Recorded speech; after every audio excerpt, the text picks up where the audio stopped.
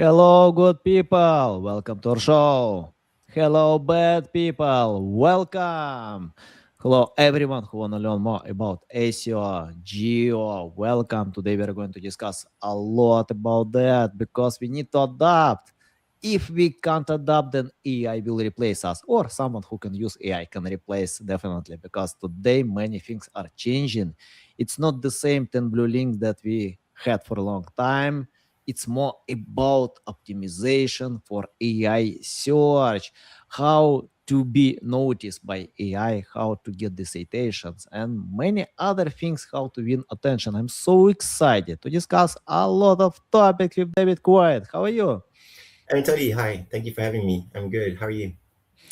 A big pleasure, a big pleasure. I'm doing great. So I'm looking forward to learn more about ASIO, about Geo, how to adapt, how to go ahead. I love to learn from experts like you. I know about your great experience. And I check your LinkedIn because I love to analyze LinkedIn accounts. I see that you post some content, valuable content. So I recommend to anyone to follow David on LinkedIn. You can find the link in the description to this podcast. David, before we start, just tell more about your self experience, background, and anything that can help our listeners to learn more about you. Sure. So I used to be a software engineer at Dell Computers. I became an SEO in 2002. I started my own SEO agency in 2004. So I've been doing that for 22 years.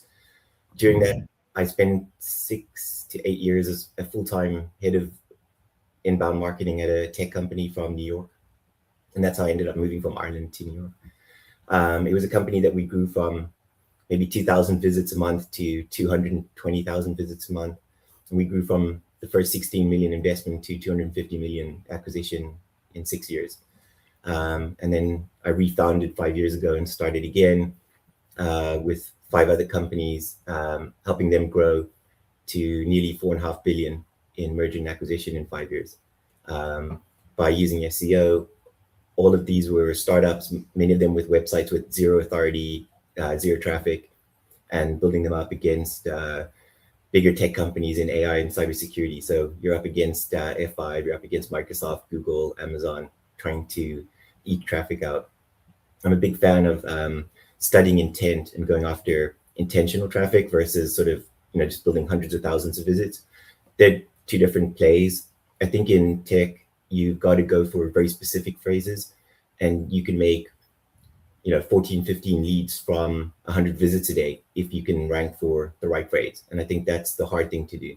But it can also be the easy thing to do. I think a lot of those big companies aren't doing the same sort of SEO, and they don't understand the technical SEO. I think a lot of them are content marketing, and that's a big weak spot for them. So they expose a lot of kinks in their armor. So it's easy to go after very specific long tail phrases that are the intent versus the research versus just volume. I think too many content marketers put emphasis on volume, and they like, oh, this keyword doesn't have enough volume, or there's no search volume in this keyword. I think if you look at the tools like SEMrush, Ahrefs, Majestic, they're all getting content from, they're all getting data from ads. Ads only keep keywords with that are in auctions. In other words, people are buying them in PPC campaigns. And so there's a lot of data that's not there. And I think if you're trying to rely on omnipresent data for everything, you need to give up. SEO is not for you. SEO is about discovery. I was speaking to a friend of mine, Edward Sturm, yesterday, great guy, really good SEO. And we were talking about, the reason so many ADHD people are drawn to SEO is because it's so creative. There are so many avenues. I think people box SEO up into, oh, it's content, or it's PageRank, or it's tech SEO. It's anything and everything you want it to be. SEO can be what you like. If you want to just be a content writer, you can do that. It's up to you. And I think SEO gives you that ability to follow your own dreams. I've lived all over the world, in Ireland, South Africa, New York. You've lived all over the world, I think, as well. So SEO can really enable you, empower you to work for yourself and to work wherever you want. Yeah, nice. I love it. I love it. David, anyway, I have a bunch of questions according to your reply. A lot of questions, especially you mentioned about these great tools like Ahrefs, SEMrush. And what I can see, These tools were started probably, I should have started with link building data, SEMrush with keyword research, then both took new directions, and today they are multifunctional tools. But what do you think about keyword research today? How is it different? Because you mentioned about keyword research, about paying attention to long tail keywords, and what you can see many SEO experts, specialists, webmasters, they usually open these tools and many other tools like Uber Suggest, Moz, Google Keyword Planner.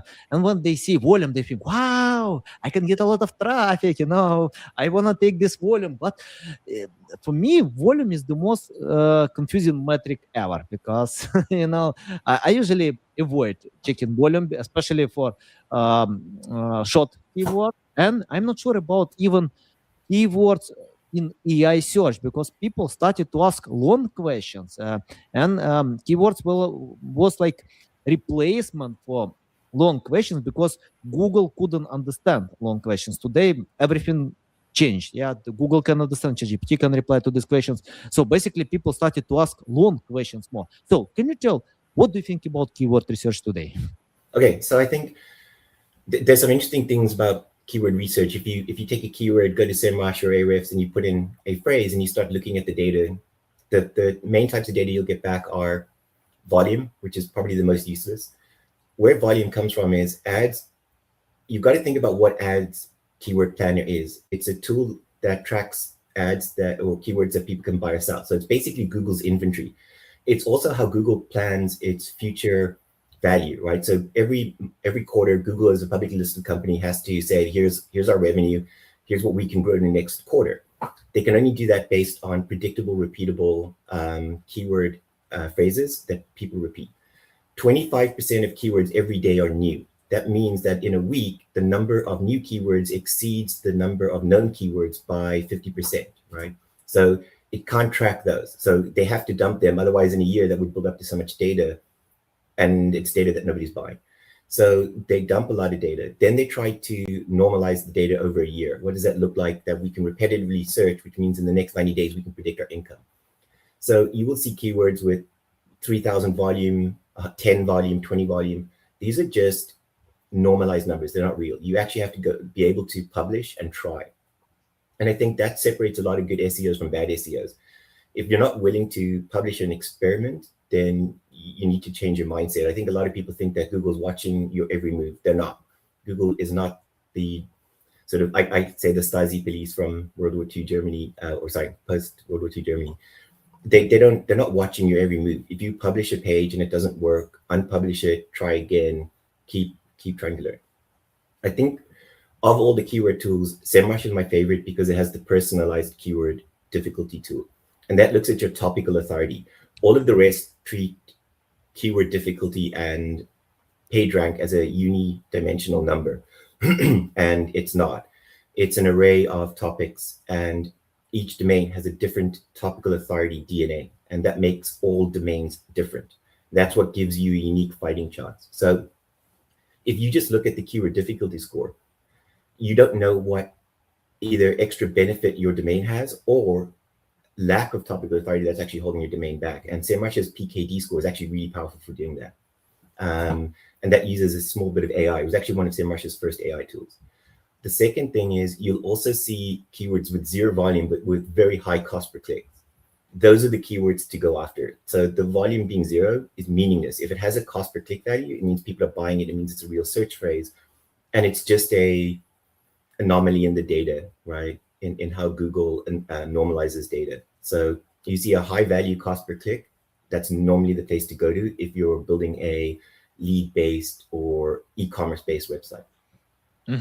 Got it. Okay.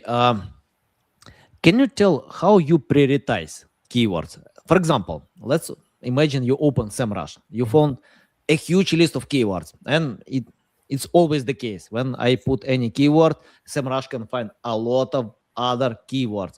And I see when website owners usually take all of them, put to content plan, and try to create a lot of content, some useless content. For me, it's better less but quality. And can you tell, for example, you have a huge list of keywords, a lot of keyword ideas, but how you can choose which keywords you can take, and how you create this content plan? I mean, like, and stick with that. If you're with SEMrush, the personalized keyword score is going to make it so easy for you. And I'm not a SEMrush advocate or fan. It's just the only tool I know that has the PKD score. The PKD score is going to tell you, for example, you might see a keyword has a keyword difficulty of 18% on the open market, but for you, it's a 58.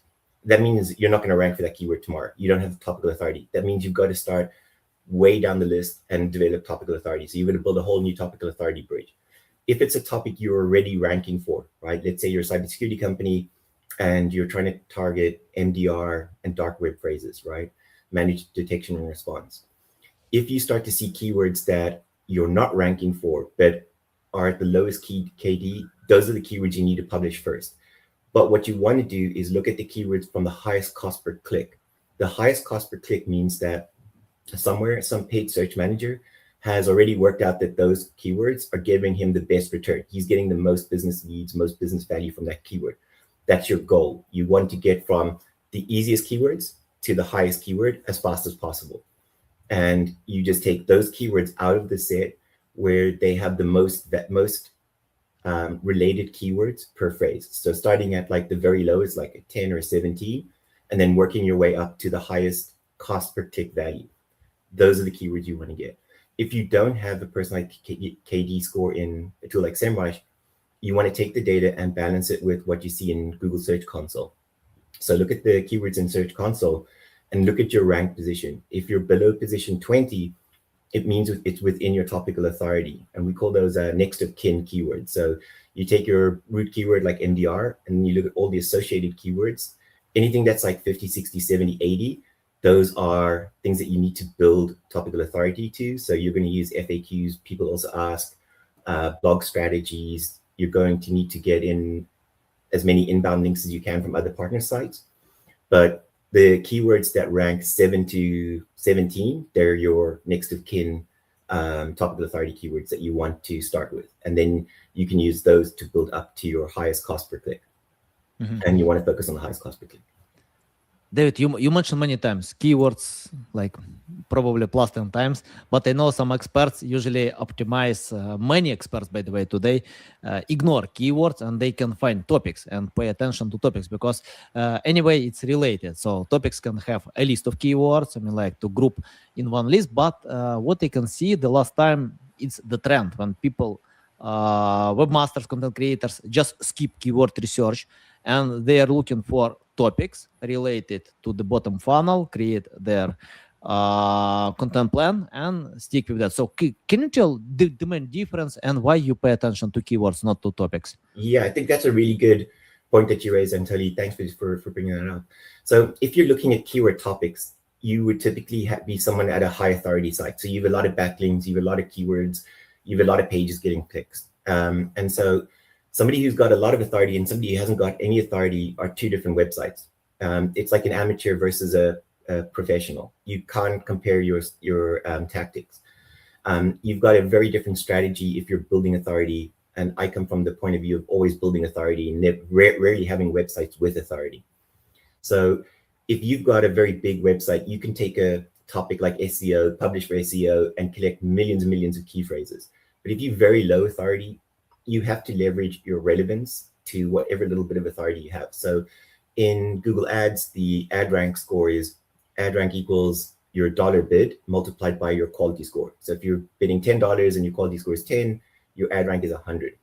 If you're up against somebody who's bidding $100, right, 10 times what your budget is, but their ad rank is only 1 out of 10, their ad score is going to be 100. So it's going to be the same. So you can leverage two sides of the equation to help give yourself a fighting advantage, right? So I'm looking at keywords, and I think anyone who's starting off in SEO, who's building a site, any sites that are DA 30 and below, you're looking at key phrase optimization, because if you try to go for topic, you're just not going to rank. You're going to be position 100 and above. Mm-hmm. So okay, David, let's go step by step. Okay, well, let's imagine you created a list of keywords. You have this list. You can prioritize, choose priorities, but can you tell about the next step, creating content. I think like content is a king. Without content you can't rank anything. But I remember when ChatGPT was released, many experts said, oh no, AI can't replace humans, it's impossible, the quality of writing is low, a lot of hallucination. But today I can see a different picture. Many experts spoke on this podcast and told me ChatGPT can write better than them. I can accept that as well, because I can't write in thousand different styles. I love writing, but yeah, really, ChatGPT can write better than me. Gemini can write better than me, especially latest models 3.0 and 5.2 from ChatGPT. They're really, really great. So, You could probably write better than both of us if we pick a language like French, right? I can't write in yeah, French.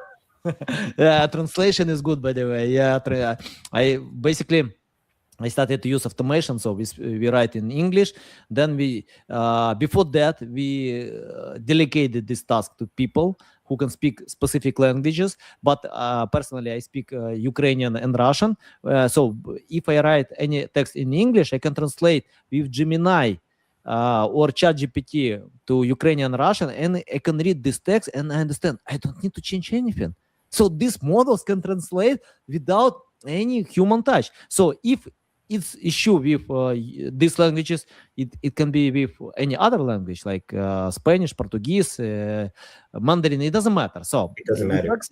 Yeah, it works really great. So David, can you tell about AI generation content today? So how do you manage to get the quality by using AI or your methods how to create quality content?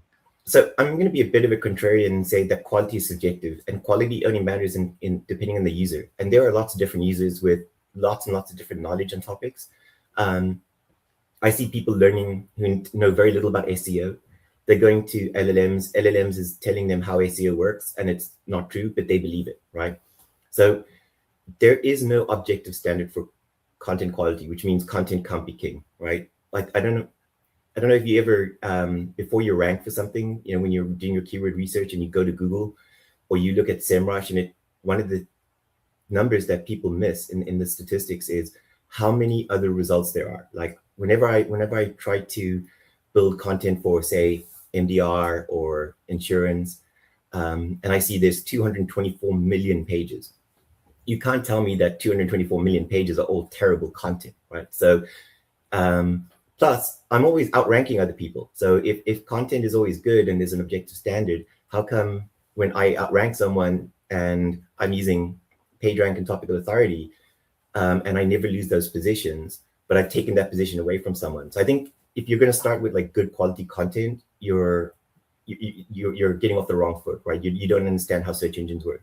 If the search engine shows the content and people are happy with the content, in other words, they don't go back and search, your click-through rate's going to stay stable and you're going to stay in position one. And that's it. So I actually prefer... It means quality. It means quality if people stay. Exactly. But quality is subjective, right? Quality may mean just good enough. It doesn't mean the best, right? Because always people are coming along and replacing you, right? And their content isn't necessarily better, right? It doesn't mean they researched more.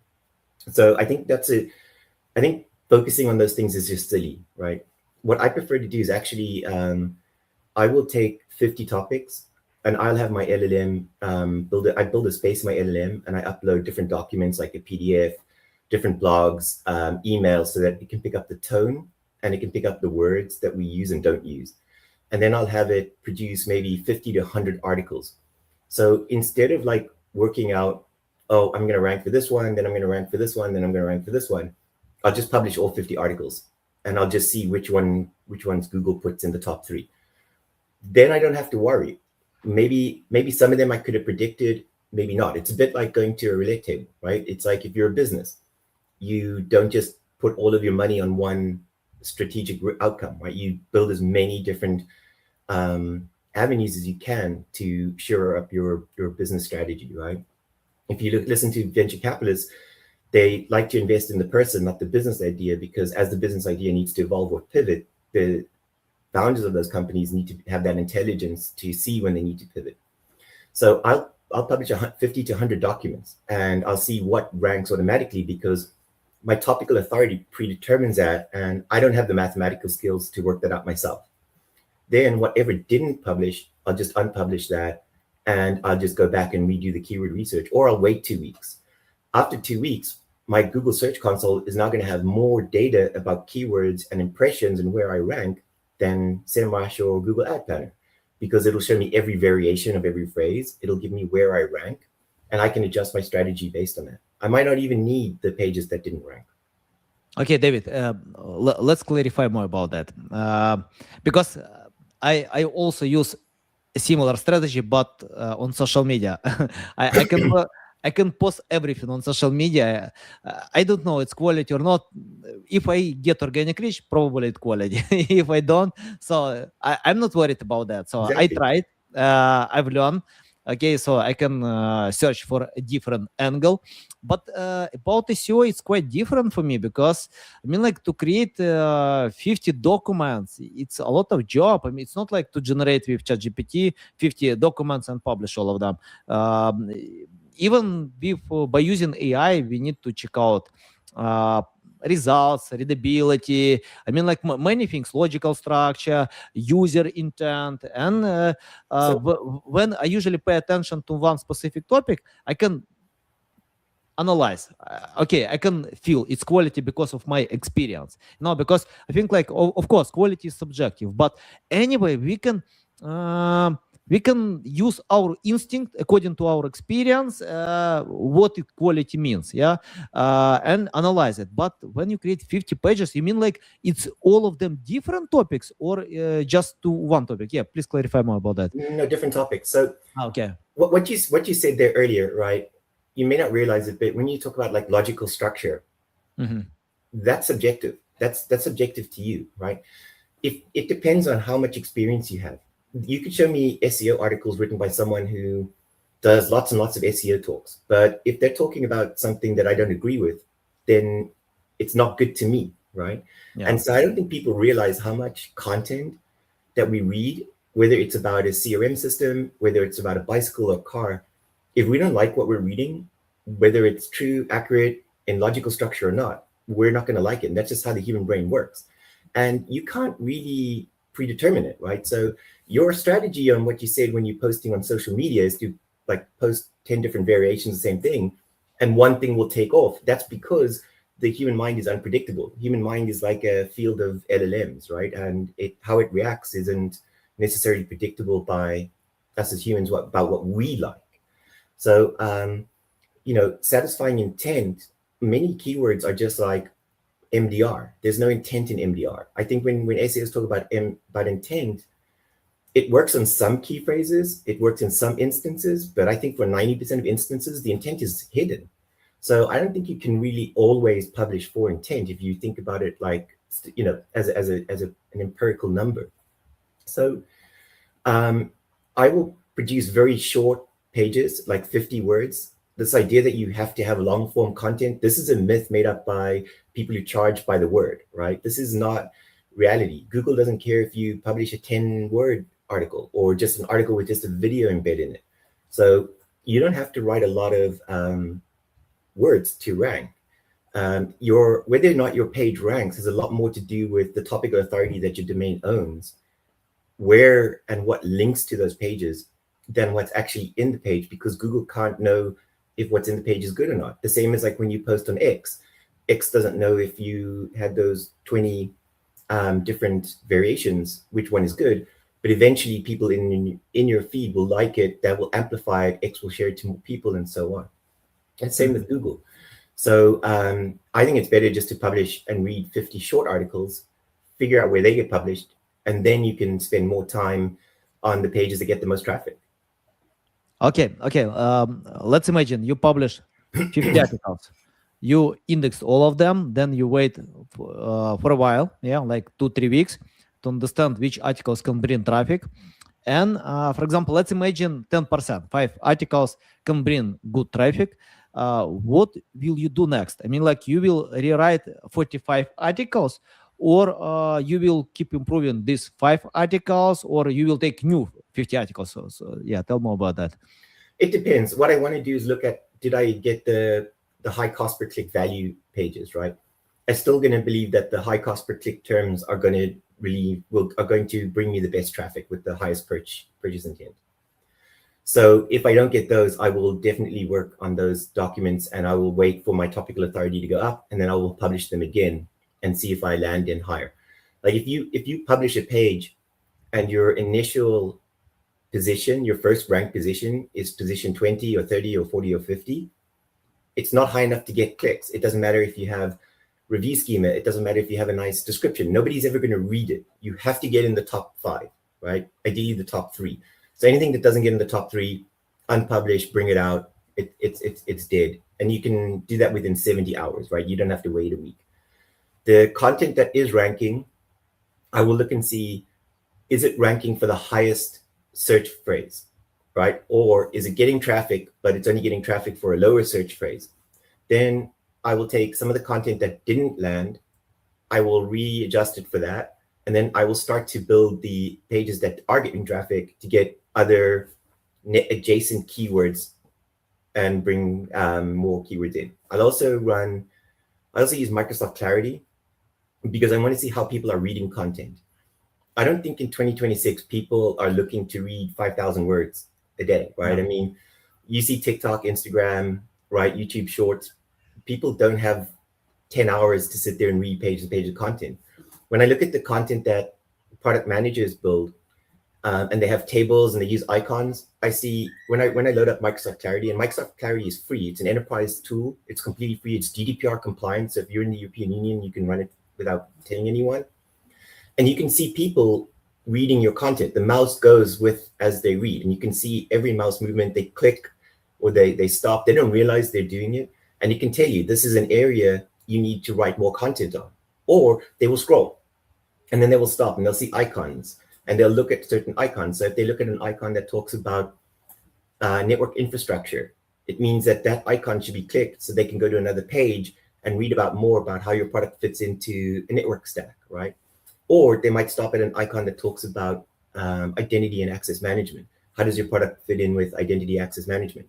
I see, for example, like a lot of sites, I'm sure you've seen this as well, they have logos, right? These are all our clients. We have Microsoft, we have Accenture, these are all the big clients. A lot of people actually click on those. They want to read the case study, but people just put the logos up and they're not clickable. So I think people who talk about content and structure and logical, I very rarely see those people actually going to see how other people read. And I think that they're making a lot of mistakes. And when I spend a lot of time on Reddit and I talk to these people, none of them ever use Clarity. So I know that they're not watching people.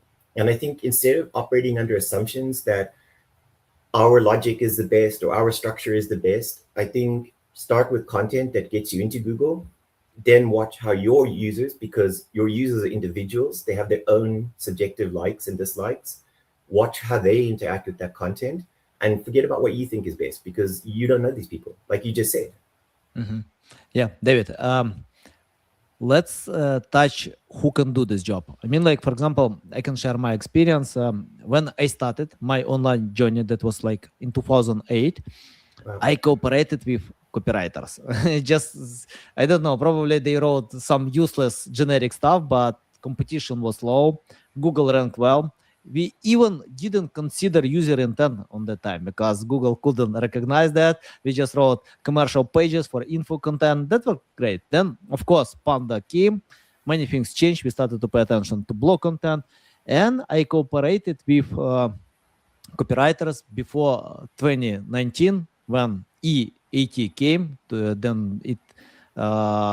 Then that was EE80, Experience Expert Authority Trust. So basically all these new algorithms could recognize the intent and who created this content. I mean, like experts or not. So yeah, I just share my experience. You can tell about your experience. It doesn't mean that I'm right or wrong, but I can share what actually works for me. So basically, I started to cooperate with experts. And for example, we work a lot with financial niche, trading, investing. And what I found, experts who can post content on big publications like Forbes, Investopedia, many other big websites, I usually cooperate with them. And when they create content, it works well. They know how to write. They know how to bring value. But when we tried with copywriters, so basically copywriters need to learn more about the topic, to understand the topic and provide this intent. So it's quite different because Google is looking for uniqueness. I mean, like something, it's not like plagiarism tools can show like it's unique. It's more about unique insights, data that you have. So can you tell about your experience? Who can create these 50 pages to your So, site? so I would challenge those ideas about uniqueness, right? I, I I see very little content. Like there are very few things that are unique that we write about a lot. If you look at how the cloud works, right? The cloud either runs on Microsoft or the cloud runs on Linux, right? That's it, or Unix systems. There's maybe 10 operating systems, right? Most of them are either Windows NTFS or Linux, right? There's very little you can write about the cloud that's unique unless you have a brand new unique product. While there are patents that Google owns for information gain, Google's not deploying those patents. So, and you said earlier, EAT is an algorithm, but EAT is not an algorithm. There is no algorithm detection for EAT. I'm very good friends with Sean Anderson, HoboWeb on X. We chat a lot about EAT and YMYL. YMYL is, I think, a lot narrower a topic than many people think. I own a domain name called Money Asset Lifestyle. It has money, asset, and lifestyle in the name. It's not a YMYL domain. Um, Google can't look at E because, so let's look at our experiences. You started in SEO in 2008. I started in 2004. That doesn't mean I know more than you do, right? Just because I started 4 years before you, right? I could have started in a very narrow field. I could have worked in one website. So I could have a very narrow experience than somebody who even started 4 years ago, right? So experience isn't just a number, right? I speak to people who on Reddit who have, they claim to have like 8 years experience, 18 years experience, but they don't know what topical authority or PageRank means, right? So you can't really say that a search engine like Google will know enough about stocks, crypto, 401ks, credit cards that it can say, well, this author is experienced enough to be an expert, right? It's impossible. How do you define expertise? It's so when you look at EAT, EAT was a guide that was given to people. Sorry, Shepard was one of them who were rating the output of a spam detection system, right? So they looked at 0.2% or a very small fraction of content that was detected as spam from possibly HCU or maybe a subset of YMYL websites that are, do they feel like a real website? Does this look like it exhibits experience, expertise, authority, and trust? What a lot of bloggers did is they said, turn that literally into, you need to write about your experience, your expertise, your authority, your trustworthiness. Those aren't things you can write about. Those are claims, right? So if I say, well, I've got 46 years experience, is Google going to rank that higher? 46 years experience in SEO is impossible unless, I mean, maybe I've got a team of people and there's 4 of us and we each have 10 years experience. So do we have more experience than everyone else? But does that mean that the reader believes that I have 10 years experience? You don't know that the reader is going to believe that. So Google released a really, back in 2025, there was the New York search event held by Google. John Mueller was at it. And they said, EAT is not something you add to your web page as your website. EAT is in your website. People either get it, but if your job is to add EAT to content, then just stop, because that's not real, right? So I don't think that Google can detect EAT. I don't think it's looking for EAT. I think what they're saying is the user will look at a website and say this is EAT or not. And that's a very, very broad definition of the word EAT. I have clients all the time. We're bringing products to market that maybe replace VPNs with zero trust. And we talk a lot about their competitors. And I was talking to the CMO at one of these companies, and he was saying to me that we were targeting one of their biggest competitors, a billion-dollar company in California. And their clients were Googling them, going to our website and calling up looking for tech support for the other company. So they didn't even notice they were on the wrong website. And we weren't using their logo. It wasn't any kind of clickbait. They didn't even realize they were on someone else's website. We were doing a comparison between our product and their product. They just thought they were on the tech support for the other product. So I think this idea that Google and the user are these highly sophisticated reading machines that can know how much experience, authority, and trust you have it's just a fantastical unicorn of an idea, I think. Yeah, interesting. Uh, I mean, like, for me, EEAT. I mean, like, if people have experience to create content and this content can rank well, I usually cooperate with these people because I know they proved this experience before, so they know Right, how but to. so here's the thing, right? You talk about like sites like Forbes and so on, but if you buy a brand new domain name, right? So Mhm. if we go to GoDaddy right now and buy a domain name, we call it like just invest yourmoney.com, right? We buy it for $12, right? And we set up this website and you take one of those articles and you put it on the site. Is it going to rank? Of course, it takes time to. But is it going to rank? Yeah, it doesn't in the beginning. No. It's not even going to get indexed, right? Hmm. Yeah, because you need to But earn it's this the same authority content. trust. But it's the same content, right? Yeah, the same, but But it's I the guarantee. same. So if I you're mean, getting like, for example, if I post one, I don't know, anything from my mind on LinkedIn, and Lily Ray can do it. If we do totally the same text, Lily Ray can get a lot of engagement. I don't, because she has this recognition, she has exactly this audience. Yeah, right. people. It's the same with But website. You need to earn this. okay, but when you earn it, right? When you look at PageRank, right? So if you look at the Google SEO Starter Guide, it says PageRank is fundamental to SEO. It doesn't say anything else is fundamental to SEO, right? Um, But if you're looking at the domain names that you have, those domain names must have topical authority for the types of documents you're trying um, to publish. How do you know if you publish an article that has less E that it won't rank?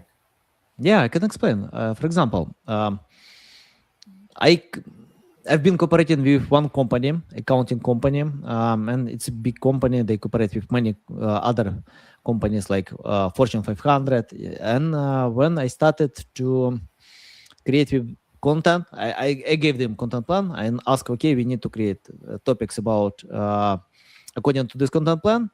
What I found, people with real great experience in accounting, with real great experience, couldn't create great content because they don't know how to write. They didn't know everything about accounting, but they don't have writing skills, how to create this content. So then, for example, if I give this task to copywriters, what they can do, they just rewrite existing content because they don't know the topic. They just analyze top 10 results, can learn some articles, and can rewrite almost everything to get insights. But experts can see things differently if they have writing background. So I usually cooperate with people who can prove it. For example, when we search for new writers for specific project, what we can do, we analyze top 10 results, we find all popular blogs, then we can search for authors who can post content there, then we put all these pages to batch analysis on Ahrefs to SEMrush. We can analyze, okay, these pages can get a lot of traffic, then we can find who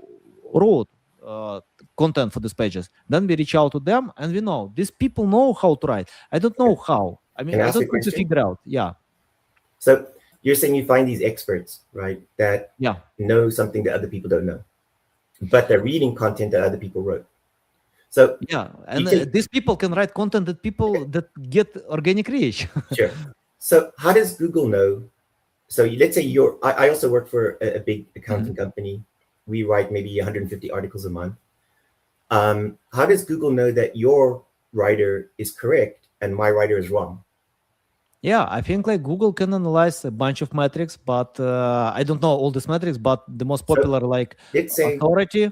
for Uh, example, your writer writes a strategy for tax, right? So he's like, yeah, if you're a company and you buy a laundromat and you rapidly depreciate it and you depreciate your 2/3 of your equipment cost over 12 months, then you refinance the loan that you used to buy that laundromat, then you buy a 6-ton Mercedes G-Wagon, you rapidly depreciate that, you sell that to yourself for 1/10 of the price of the car and you avoid your taxes. How is Google going to know if that's right or wrong?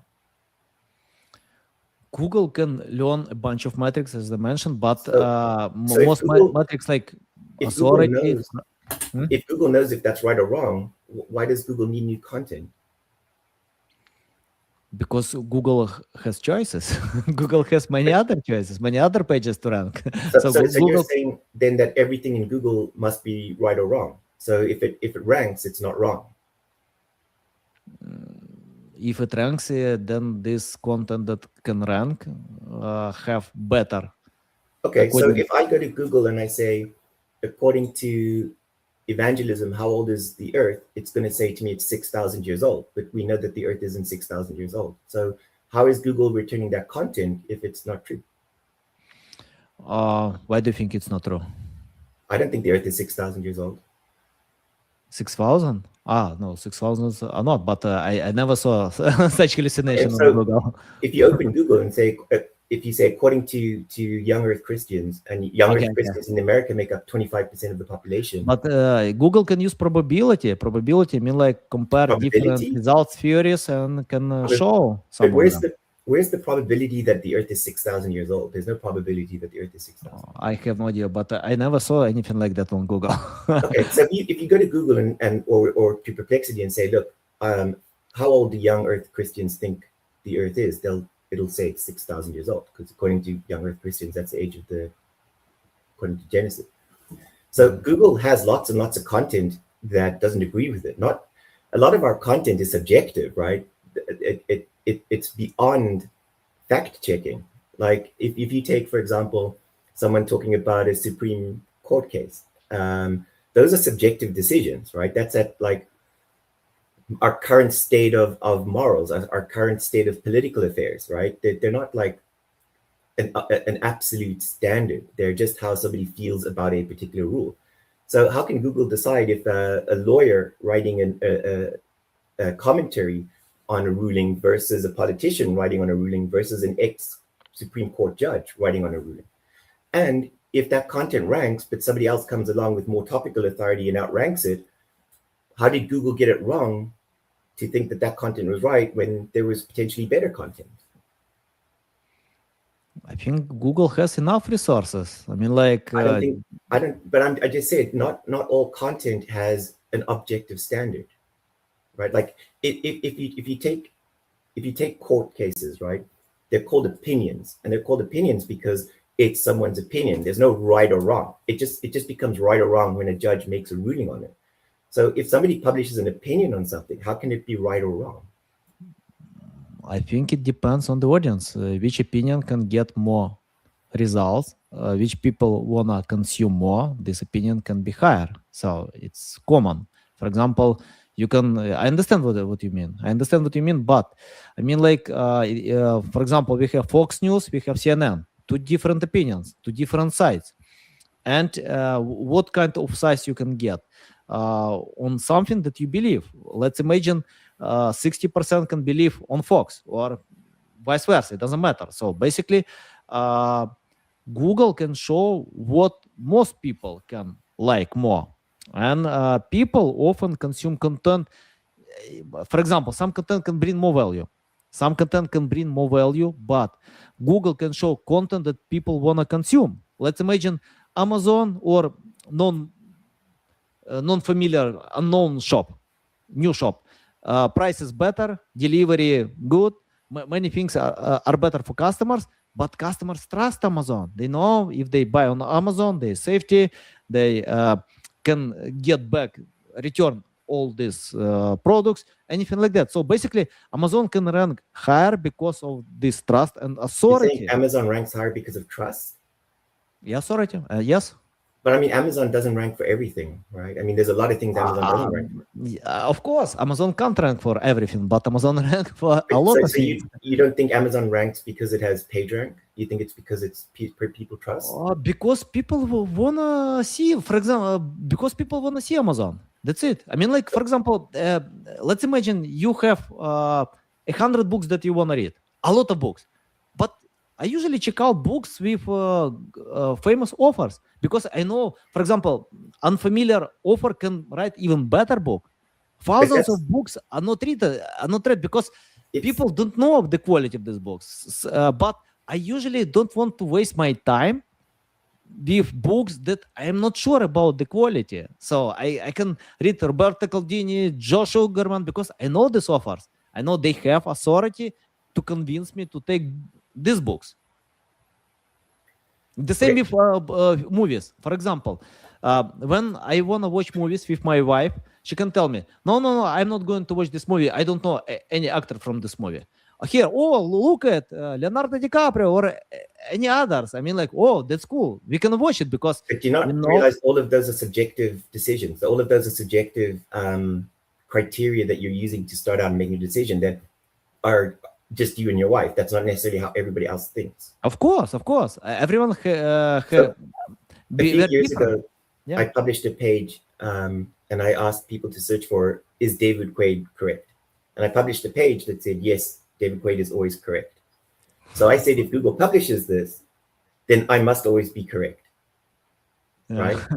And if you search for it, you'll either get me or you'll get my friend Website Squadron, and one of us will rank, and we both say David Quaid is correct. So Google's published this, and it returns it as the first result. Then that means I must always be correct. Google has done its research and its homework, right? Of course. But I cannot always be correct. Yeah, of course. You know, I remember Lily Ray. What she did, she posted some content, fake content, by the way, but she accepted that she posted fake content in order to understand if AI search can replicate this fake content, and AI search did it. So ChatGPT replicated this fake content because of influence of Lily Ray. So do you have Google or Perplexity in front of you, or Gemini? Yeah, of course. I use Gemini a lot. Can you ask it who the king of SEO is? What to ask? Who is the king of SEO? I can ask Gemini Live. Okay. By the way, I like this feature because, I mean, like with this feature, I don't need to pay for tutors to learn Spanish. So yeah, let me ask. Just a few seconds. Oh, okay. Hello, Gemini. Can you tell me who is the king of SEO? Asia is not a single country, but a continent. So there isn't a single... No, king of SEO, not Asia. There are many different countries with various forms of government, including monarchies and some places. Okay, let me ask again. Gemini, please tell me who is the king of SEO, search engine optimization. I understand. King of SEO isn't an official title, but a metaphorical way to refer to someone who is very influential or successful in search engine optimization. This could be someone like Rand Fishkin, Neil Patel, or others who have made significant contributions to the field. Is there a particular aspect of SEO you're interested in learning about? So now can you try Perplexity? It changed every day. Can you try Perplexity? Perplexity? I don't have Perplexity. I mean, like, I don't have it in my app. Okay. Do you have it on your screen, or can I screen share? I have ChatGPT. I can ask on ChatGPT, but I usually use Gemini, Perplex, ChatGPT, Claude, and Gemini. So I like these models more. Okay, try Gemini. I mean, sorry, try ChatGPT. ChatGPT, but I don't know if they have this feature as well. Because Gemini, okay, let me ask.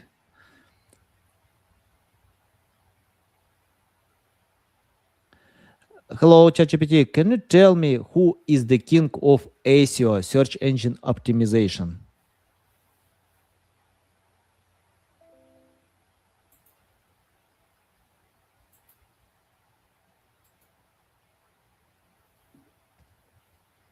Something is wrong. I don't know.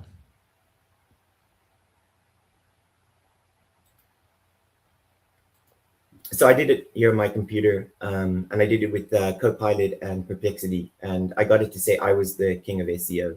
So it changes from day to day, but I did it by just writing a blog post saying I was the king of SEO. And I think for the best part of a year, I've been ranking as the king of SEO. Ah, wow. Impressive. And I did it specifically to show that neither Google nor LLMs are research tools. Even an LLM will synthesize whatever it's given. It can't actually go back and do research. So it can't know if an author is real or not. It can't know that an author has any experience. If I write a blog post saying, who's the top AI SEO experts? Actually, can you try ask Gemini who are the top AI SEO experts? I think that one might work for me. Okay, let's ask that. Who is the top of SEO experts?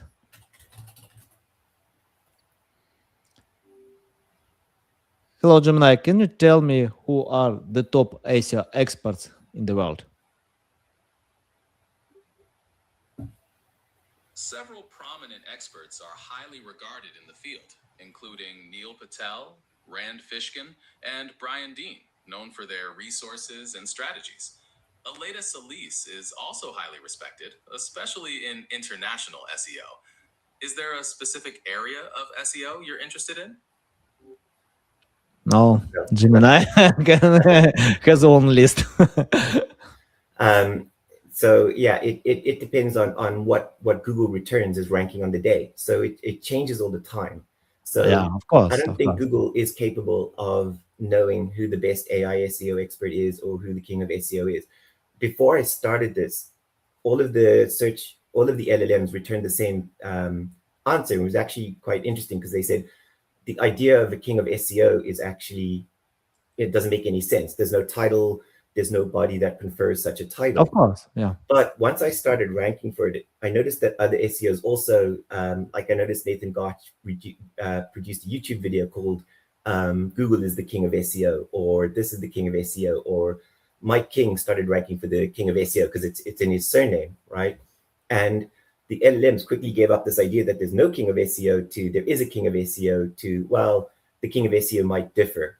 And we were talking at the start of the podcast, you asking what do I think makes a difference to AI search?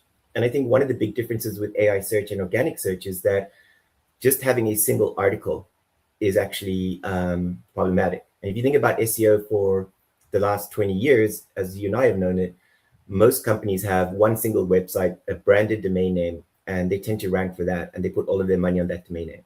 I personally think that's really challenging, right? Like, what if that domain name becomes banned? Or as I was talking to my team in Ireland today, my website is under bot attack. And so it's making it difficult for us to index new content. So I think a strategy that I've often held in SEO is actually multiple domains. So I have my branded domain.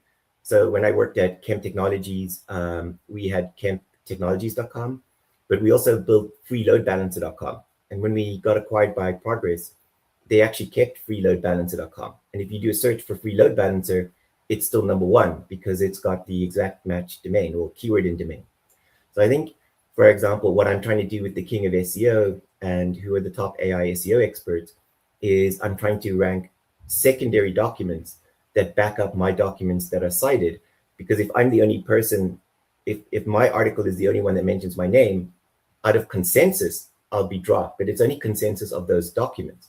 So if I can get another domain to rank, like a LinkedIn domain, like other people have done, or I can rank a second domain that says I'm also the king of SEO, then I can get back into that list because these are very, very basic engines. They're not really capable of doing research because they would essentially have to assign an agent who would have to go and read lots and lots of documents to come up with it. And even still, they have no way of knowing if those documents are real or not, whether they have an author or not, right? And anyone can create an author account.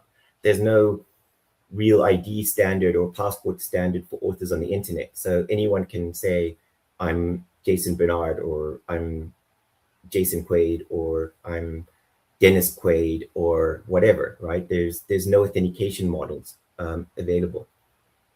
Yeah, got it.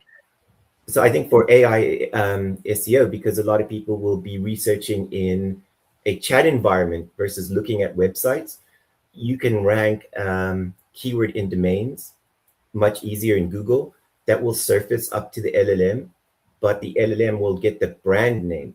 So if you've got a branded domain name and you can build, like, for example, bestinvestmentadvice.com, but you call the best investment advice site with your brand, then it will get surfaced as the brand name, and the user will never know that they're actually working across two different domain names.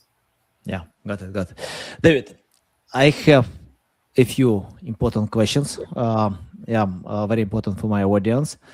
The first question about some traditional metrics, meta tags. some experts can say, for example, that meta text description is not important anymore, and they even suggest not to write description because in 70% of all events, Google can rewrite this meta tag, Yes. but what you can see, Google and Microsoft Bing can recommend, no, you need to write. When I learned about AI search, I didn't find any suggestion not to write meta tag description because Amazon can do, many other websites, big websites can do, because it can help to learn user intent. So then AI search can rank you higher or reference your content. Can you tell your thoughts about meta tags?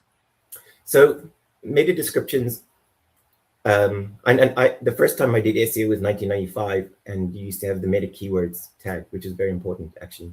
Yeah. But I think meta descriptions are kind of pointless, and I stopped doing them 15 years ago.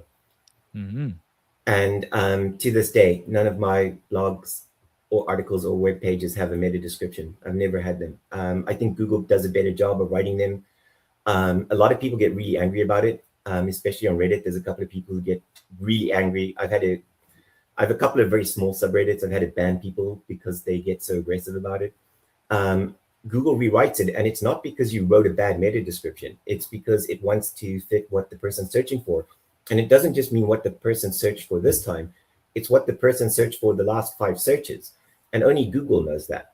So it's going to rewrite it. So I just leave it blank and I make it rewrite it. I think it's going to come up with a better meta description, but it doesn't help ranking. And it doesn't help with click-through rate, because if you're not ranking, if you're not on page 1, no one's going to see it. If someone can't see it, it can't help the click-through rate, right? So I just leave it blank. It has never got in my way. I posted on X yesterday or Saturday.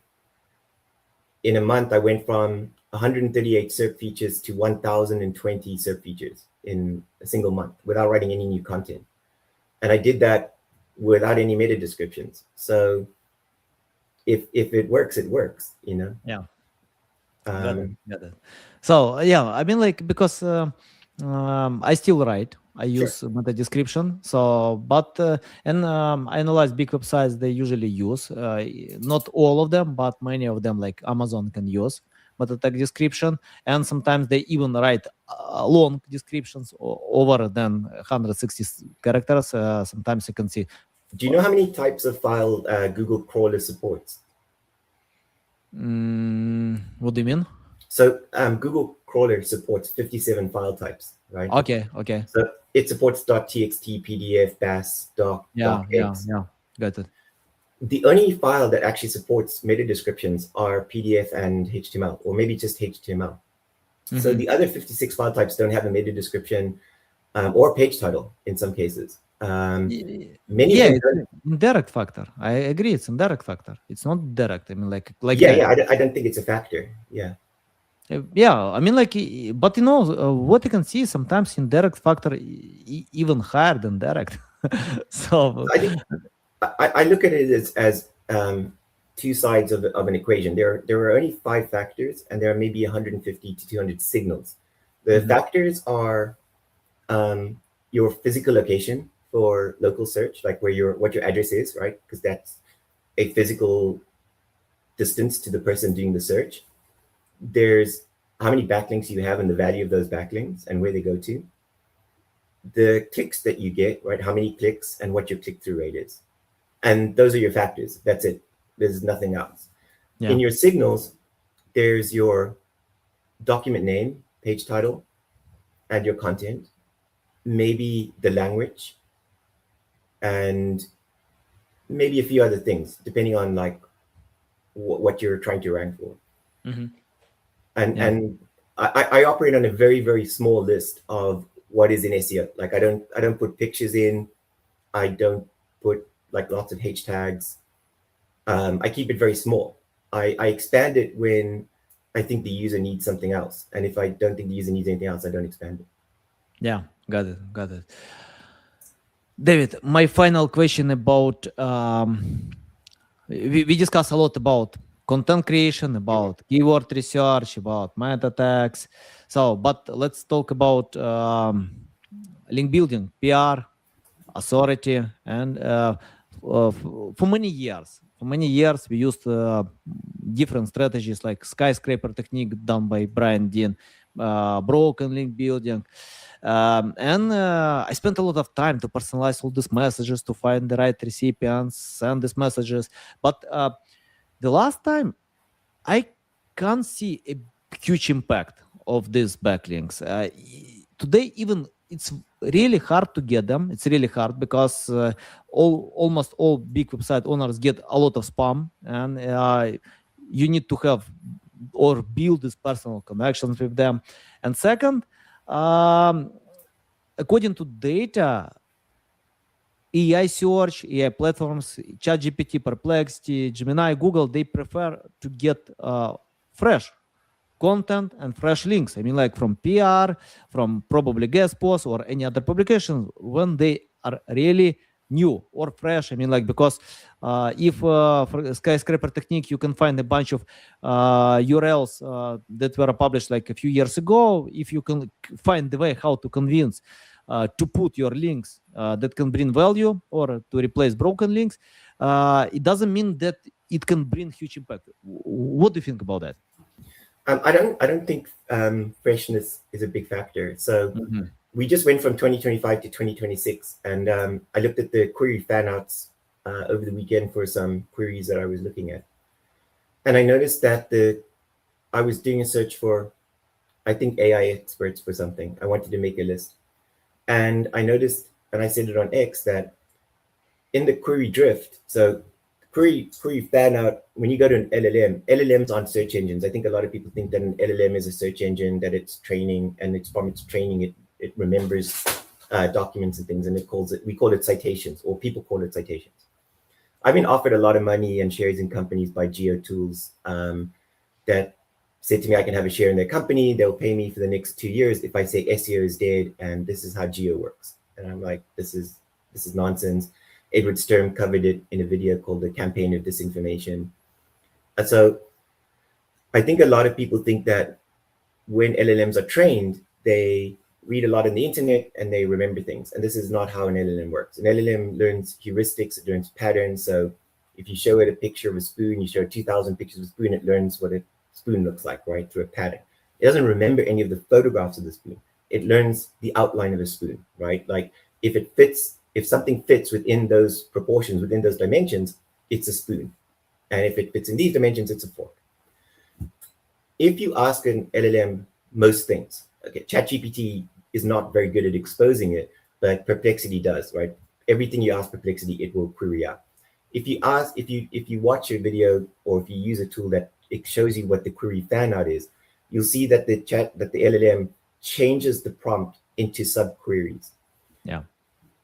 I've noticed that in January this year, all of the queries are for 2025, not 2026, which means that either it's hard-coded or it's taking the date from the publications, but that doesn't seem to indicate freshness.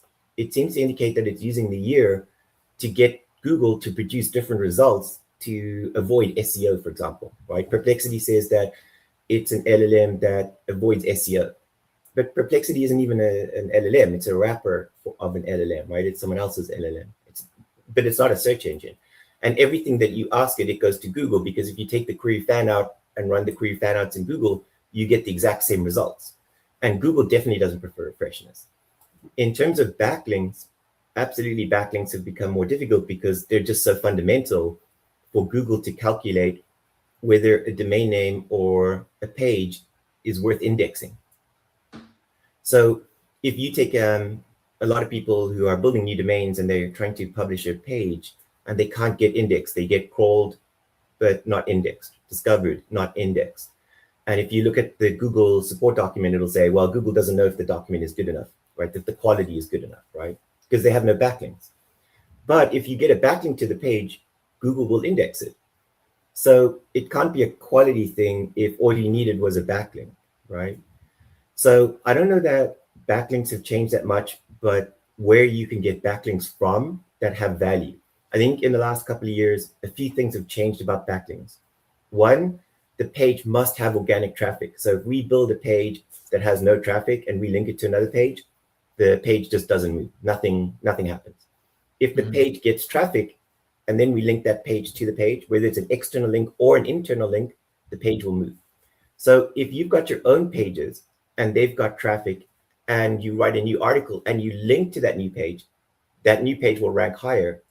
And once it ranks higher, it earns traffic and it will stay. So from that point of view, I think you don't need as many backlinks as before. I think also people who buy backlinks, even though Google doesn't penalize as much as for buying backlinks, and I asked Barry Schwartz this earlier last year or later last year, we see less and less people getting penalized for backlinks, but Google still zeroes them. In other words, it's like, okay, I think this is a link farm, or I think this page is linking to too many pages, or whatever Google's heuristics are, because we don't know. Then you are always going to keep buying backlinks, right? And from that point of view, you see these sites with like 100,000 or 400,000 backlinks, right?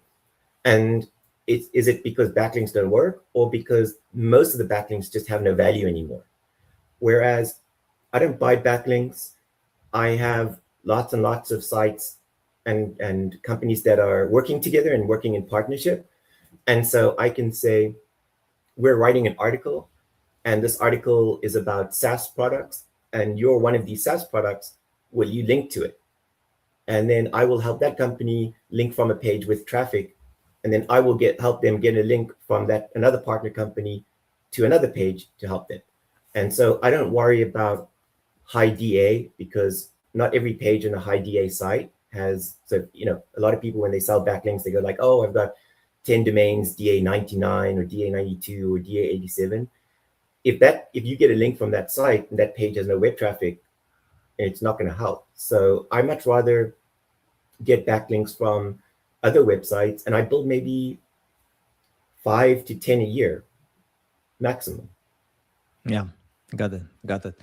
David, it's a big pleasure to learn from you. I like your experience. I like your different angle, how you can see all these things. So yeah, that is why I love digital marketing, to learn from many experts and can find the way what can work for me. I think you know what can work for you. Great. So welcome back anytime to share more valuable bombs. I love this experience. Tell the best way how to keep learning from you, how to reach out to you, how to follow you. Thanks, Anatoly. I'm very active on X. I think X is a very good SEO community. There's a lot of really good conversations, and anyone can join. So I'm David G. Quaid on X. So come chat to us about SEO. That's nice. I'm active on LinkedIn, but guys, I will put the link to David. I recommend to anyone to follow him on X. You can see a lot of value. So because our niche is going fast, but many things are still foundation the same, so you need to keep paying attention for that. So David, thanks again. I love this experience, so valuable. You know how to bring valuable bombs. Okay guys, love you, see you.